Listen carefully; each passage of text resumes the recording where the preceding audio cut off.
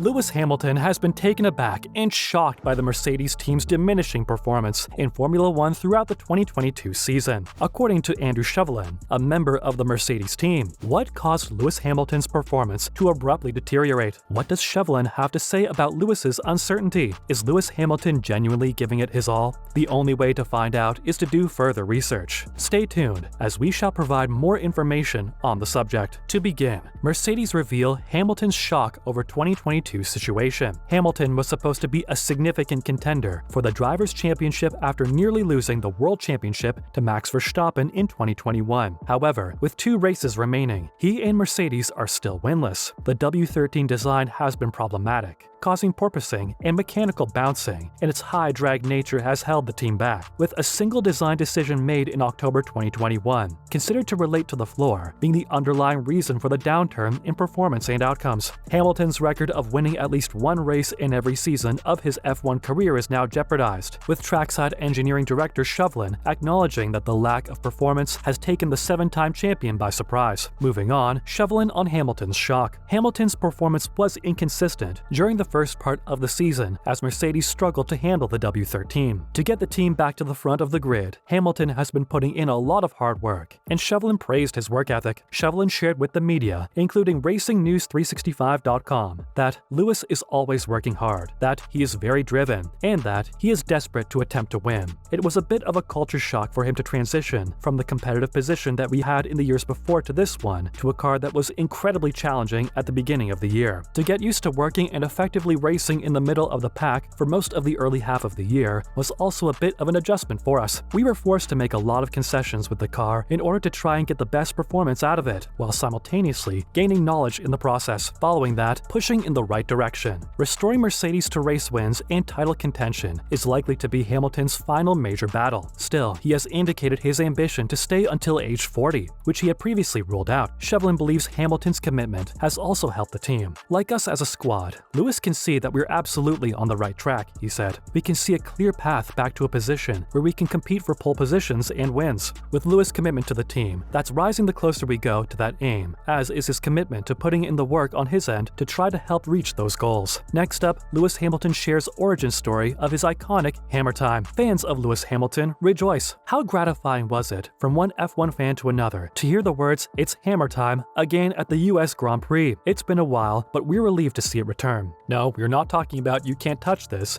as much as we adore an MC Hammer classic. Since 2013, the well-known slogan has become more familiar to F1 fans and can frequently be heard on Lewis onboard radio. But this year, not at all. Mercedes' performance has been fairly volatile this season. The main cause for the team's troubles was porpoising initially, and it seemed unlikely that Lewis or George would have any genuine chance of winning a race this year. The team has fought relentlessly to return to the top and has managed to compete for podiums and race wins, most recently at the US Grand Prix. Here, we heard Pete Bonington, Hamilton's race engineer, yell the season's first "It's Hammer Time." Oh, the nostalgia. After the race, Lewis told the sweet story of how it became a catchphrase for him. "I suppose I came up with Hammer Time," he explained, "because there was a point when he, Bono, was like, 'Now's the time to push.' And I was like, 'Dude, I'm already pushing.' But I was like, if you're trying to say, go all out, now's the moment to go all out and use everything you've got, I'd respond, just tell me when it's Hammer Time." I'm really grateful to Bono. It's been an incredible trip with him. Moving on, more specifics on Lewis Hamilton origin story of his iconic Hammer Time. Lewis and Bono have a bond unlike any other. They've had one of the longest-running driver-engineer teams in racing history, and Lewis considers Bonington an essential component of his success. "We've been there for one another through good times and bad times, and I adore working with Bono. He's like a brother to me. He's probably one of the few individuals who can honestly stand me on good and bad days," Lewis continues, except for Roscoe. Following that, Vettel invites fans to be part of his final F1 race with special helmet design auction. Sebastian Vettel has unveiled a one-of-a-kind opportunity for fans to participate in his final F1 performance later this month, with image spaces on the German's helmet up for grabs via a charity auction. Vettel will retire from Formula One after the upcoming races in Brazil and Abu Dhabi, having won 4 world championships, 57 pole positions, 53 races, and 69 more podiums in over 16 seasons. Vettel has invited fans to participate in a special auction via the finallap.de website. website to be in with a chance to feature on his helmet for the Yas Marina season finale from November 18th to 20th. The highest bidder will be awarded a portrait slot, with Vettel noting on Instagram that 100% of the revenues will go to a good cause and a project important to my heart. Vettel has become increasingly involved in environmental and social concerns in his later years in the sport. He is an outspoken advocate of LGBTQ rights and has spoken out on climate change, equality, and animal issues in recent years. Next up, Mercedes closing on Ferrari. Verstappen may be looking for another victory in his record-breaking season, but he does so knowing that he will finish the year as a champion,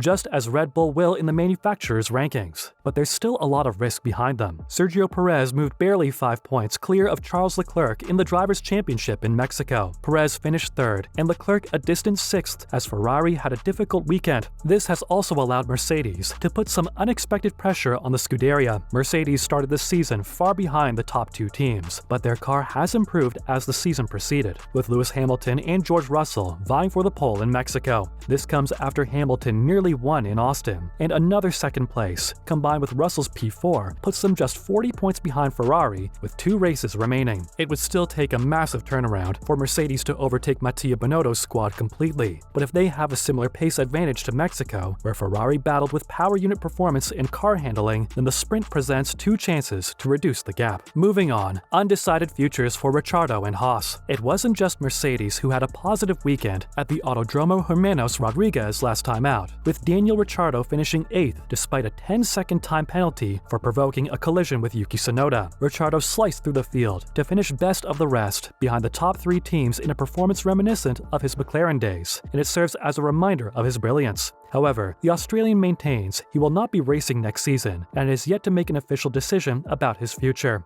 The smart money is on a Mercedes reserve job, especially after current reserve Stoffel Vandoorne announced his intention to join Aston Martin next year, following Nick de Vries out of that position and creating a gap at the Silver Arrows. With 2 rounds remaining, Ricciardo isn't the only driver whose future is uncertain, as Haas is yet to decide who will drive alongside Kevin Magnussen in their second car next year. It appears to be a simple choice between Mick Schumacher and Nico Hülkenberg, with the latter not included in Aston Martin's announcement of Vandoorne. If either scenario is handled before the end of the season, we'll likely hear about it in the next 14 days. Finally, the midfield fight hotting up. Haas is only 1 point ahead of AlphaTauri in the Constructors' Championship, while the distances ahead of them are significantly larger. They are between teams capable of scoring more heavily in the second half of the season.